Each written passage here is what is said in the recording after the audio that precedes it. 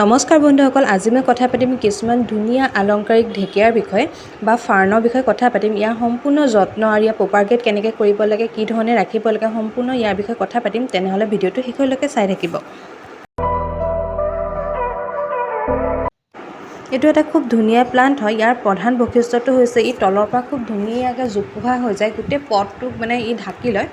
এইটোৱে তাৰ প্ৰধান বৈশিষ্ট্য, সেইকাৰণে খুব ধুনীয়া লাগে। আপোনালোকে গাৰ্ডেন ডেক'ৰেট কৰিব বিচাৰিলে বা ইনডোৰ ৰাখিব বিচাৰিলে আপোনালোকে ফাৰ্ণ আনিব পাৰে।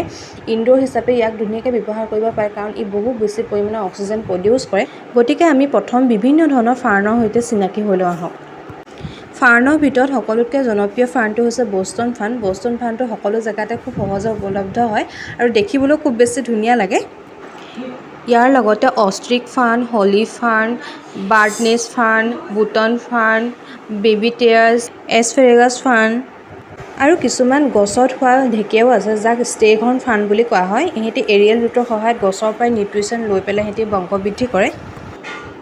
ফাৰ্ণৰ ক্ষেত্ৰত সকলোতকৈ বেছি ধ্যান দিবলগীয়া কথাটো হ'ল ই শুকান বতাহ একেবাৰে বেয়া পায়। যদি ইয়াক শুকান বতাহত ৰাখে তেতিয়াহ'লে ই লাহে লাহে শুকাবলৈ আৰম্ভ কৰিব। ইয়াৰ যিবিলাক পাতবিলাক সৰিবলৈ আৰম্ভ কৰিব, আৰু সেইকাৰণে আপোনালোকে শুকান বতাহৰ পৰা ইয়াক সদায় ছাইড কৰি ৰাখিব। যদি কণ্টিনিউৱাছলি ই শুকান বতাহ পায়ে থাকে, লাহে লাহে ই শুকাই গোটেই গছজোপাই শেষ হৈ যাব। দ্বিতীয়তে আপোনালোকে মালচিং কৰিব পাৰে। মালচিং মানে হৈছে পটটোৰ ওপৰত আপোনালোকে শুকান পাতৰ এটা লেয়াৰ দিব পাৰে বা কোকোপিটৰ এটা লেয়াৰ, যিবিলাক ইউজ হৈ যোৱা যিবিলাক চুটলি ৰছী কিছুমান লেয়াৰ দিব পাৰে, যাতে মাটিখিনি সেমেকি থাকে। মাটিখিনি সেমেকি থকাৰ লগে লগে কি হ'ব, শিপাবিলাকেও মইশ্চাৰ পাই থাকিব, আৰু শিপাবিলাকে মইশ্চাৰ পাই থকাৰ লগে নিউট্ৰিশ্যন পাই থকাৰ লগে লগে গোটেই গছজোপা সতেজ হৈ থাকিব। সেইটো কাৰণে মালচিং কৰাটো ফাৰ্ণৰ ক্ষেত্ৰত খুবেই জৰুৰী। তৃতীয়তে ইয়াক ডাইৰেক্ট ছানলাইটত কেতিয়াও নাৰাখিব। যদি মাটিত আছে সেইটো বেলেগ কথা, কিন্তু পটত ৰাখিলে ডাইৰেক্ট ছানলাইটত ভুলতো নাৰাখিব। ই সদায় ইনডাইৰেক্ট ব্ৰাইট লাইটটো ভাল পায়। সেইটো কাৰণে আপোনালোকে উজ্জ্বল পোহৰত ৰাখিব, কিন্তু ডাইৰেক্ট ছানলাইটত নাৰাখিব। ঠাণ্ডা দিনৰ ৰ'দটো বেলেগ কথা, কিন্তু গৰম দিনৰ চোকা ৰ'দ একেবাৰে সহ্য নকৰে ই। ইয়াক ইনডোৰ ৰাখিব পাৰি। ইনডোৰ এইটো কাৰণে ৰাখিব পাৰি, ইয়াৰ কিছুমান এৰিয়েল ৰুট ওলায়, যিবিলাক প্লাণ্টৰ এৰিয়েল ৰুট ওলায় সেইবিলাকক আপোনালোকে ইনডোৰ ৰাখিব পাৰে, কাৰণ ই এয়াৰৰ পৰা কিছুমান মইশ্চাৰ লৈ গছজোপা বৃদ্ধি হোৱাত সহায় কৰে। কিন্তু এটা কথা, ইনডোৰ ৰাখিলেও ই একেবাৰে ল' লাইটত নাৰাখিব। যদিও ৰাখিছে দুদিন তিনিদিনৰ মূৰে মূৰে আপোনালোকে অলপ সময়ৰ কাৰণে হ'লেও ৰ'দলৈ উলিয়াই দিব। নতুবা এনেকুৱা জেগাত ৰাখিব, মই যেনেকুৱা জেগাত ৰাখিছোঁ, উইণ্ডো ছাইডত ৰাখিব, যাতে ব্ৰাইট লাইটটো পাই থাকে। তেতিয়া আপোনালোকে বাৰে বাৰে ৰ'দলৈ নুলিয়ালেও, এমাহৰ মূৰত এদিন উলিয়ালেও কোনো কথা নাই, কাৰণ ই উজ্জ্বল পোহৰ পায়ে থাকে। এনেকুৱা জেগাত ৰাখিলে ই ইনডোৰটো খুব ধুনীয়াকৈ গ্ৰ' হয়। ইয়াৰ সতেজতাটো বহু বেছি পৰিমাণে টেম্পাৰেচাৰৰ লগতো জড়িত হৈ থাকে। আমাৰ টেম্পাৰেচাৰৰ লগতো জড়িত হৈ থাকে। আমাৰ পৰিৱেশৰ যিটো টেম্পাৰেচাৰ, ই 20 পৰা 30 ডিগ্ৰী চেণ্টিগ্ৰেড যিটো টেম্পাৰেচাৰ হয়, সেই টেম্পাৰেচাৰটো ইয়াৰ কাৰণে আইডিয়েল টেম্পাৰেচাৰ হয়। এই টেম্পাৰেচাৰত ই বহুত ধুনীয়াকৈ বৃদ্ধি হয়। আপুনি যদি সাৰ পানী অকণমান কমো দিছে কোনো কথা নাই, এনেকুৱা টেম্পাৰেচাৰত ঢেকীয়া খুব ধুনীয়াকৈ বৃদ্ধি হয়। কিন্তু খুব বেছি গৰমৰ দিনত, বিশেষকৈ অসমত কেতিয়াবা 45 ডিগ্ৰী চেণ্টিগ্ৰেডো হৈ যায়। তেনেকুৱা সময়ত ঢেকীয়া যিবিলাক আপোনালোকৰ ফাৰ্ণ থাকে, সেইবিলাক সদায় ঠাণ্ডা জেগাত ৰাখিব, একদম ছাঁ জেগাত ৰাখিব, যাতে ই ডাইৰেক্ট যিটো ছানলাইট সেইটো নাপায়। একদম খুব বেছি গৰমৰ পৰা ইয়াক বচাই ৰাখিব। বাৰিষা সময়ছোৱা ইয়াৰ কাৰণে খুব ভাল সময় হয়, কাৰণ বাৰিষা সময়ছোৱাৰ যিটো টেম্পাৰেচাৰ, হিউমিডিটি, ছানলাইট গোটেইখিনি ইয়াৰ লগত ধুনীয়াকৈ খাপ খাই পৰে। সেইবাবে এই সময়ছোৱা ইয়াৰ প্ৰপাগেশ্যনৰ কাৰণে খুব ধুনীয়া সময়। এই সময়ত আপোনালোকে ফাৰ্ণ আনি ৰুব পাৰে। এতিয়া জানি লওঁ ইয়াক পানী কি ধৰণে দিব লাগে। ঢেকীয়াবিলাকে নিয়মিতভাৱে যিটো পানী দিয়ে সেইটো সি খুব পচন্দ কৰে। আজি পানী দিছে, আপুনি একেটা টাইমতে কাইলৈও পানী দিয়ক। মানে ই কনচিষ্টেঞ্চিটো খুব পচন্দ কৰে পানী দিয়াৰ ক্ষেত্ৰত। আজি পানী দিছে বোলে দুদিনমান পানী নাই দিয়া, আকৌ দিছোঁ, সেইটো নহয়। সেইটো হ'লে ই লাহে লাহে আপোনাৰ লগ এৰি দিব। সেইটো কাৰণে পানী দিয়াৰ ক্ষেত্ৰত আপুনি সদায় সতৰ্ক হওক। আৰু যিটো খুব বেছি গৰমত আপোনালোকে পানী স্প্ৰেও কৰি থাকিব।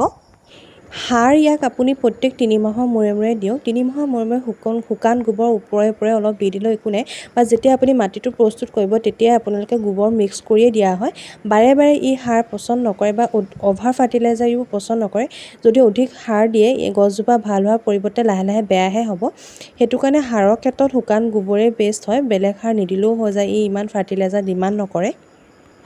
নেক্সট আমি কথা পাতিম ইয়াৰ চইলটো কি ধৰণে প্ৰস্তুত কৰিব। ইয়াৰ চইলটোত আপোনালোকে 40% কোকোপিট নাথাকিলেও শুকান পাত দিব পাৰে। এই শুকান পাতটো বেছি পচন্দ কৰে। শুকান পাত আপোনালোকে গুড়ি কৰি দিব পাৰে, নহ'বা নেক্সট আমি কথা পাতোঁ ইয়াৰ মাটিটো আপোনালোকে কি ধৰণে প্ৰস্তুত কৰিব। এই মাটিটো প্ৰস্তুত কৰিবলৈ 40% আপোনালোকে কোকোপিট দিব পাৰে। কিন্তু আৰু এটা কথা এইখিনিতে কৈ লওঁ, ঢেকীয়াই সদায় কোকোপিটতকৈ বেছি শুকান যিটো পাত থাকে আমাৰ সৰা পাত, সেই সৰা পাতটো যদি আপুনি গুড়ি কৰি দিয়ে ই খুব বেছি ভাল পায়। এইটো খুব ভাল লগা বস্তু ইয়াৰ বাবে, সেইটো কাৰণে কোকোপিটৰ সলনি আপোনালোকে সেইটো দিব পাৰে।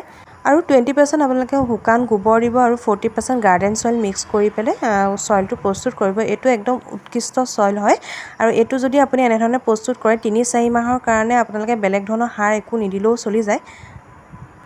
নেক্সট আমি কথা পাতিম ইয়াৰ প্ৰপাগেশ্যন কি ধৰণে কৰিব। প্ৰপাগেশ্যন ইয়াৰ মেইনলি ৰুট ডিভিজনৰ পৰাই কৰা হয় আৰু প্ৰপাগেশ্যনৰ সঠিক সময় এইটোৱে, আপোনালোকে যদি আনি ৰুব বিচাৰে বা প্ৰপাগেশ্যন কৰিব বিচাৰে এটাৰ পৰা অন্য এটা পুলি, তেতিয়াহ'লে এইটো সময় বেষ্ট। এই সময়ত যদি আপুনি ফাৰ্ণ লগাই খুব ধুনীয়াকৈ হয়।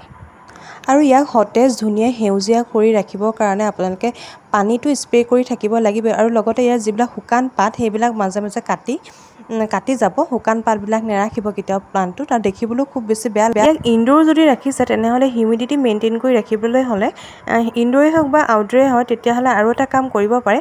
সৰু ট্ৰে এখনত ডাঙৰ ডাঙৰ শিলগুটি লৈ ৰাউণ্ডকৈ শিলগুটি ল'ব, তাতে পানী অলপ দিব আৰু তাৰ ওপৰতে ফাৰ্ণ থকা প্লাণ্টটো দি দিব আৰু এনেকুৱা ধৰণে দিব যাতে প্লাণ্টটোৱে পানীটো টাচ নকৰে। কিন্তু তেতিয়া কি হয়, ইয়াৰ হিউমিডিটি লেভেলটো একদম ধুনীয়াকৈ মেইনটেইন হৈ থাকে, সতেজ হৈ থাকে আৰু বাৰে বাৰে আপোনাৰ পানী স্প্ৰে কৰি থাকিবলৈও দৰকাৰ নাই, কাৰণ পানীৰ যিটো ঠাণ্ডা ভাৱ ই ধুনীয়াকৈ পাই থাকে।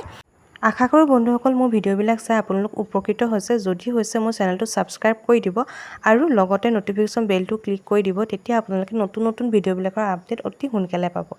আজিলৈ ইমানেই আছিল, ধন্যবাদ।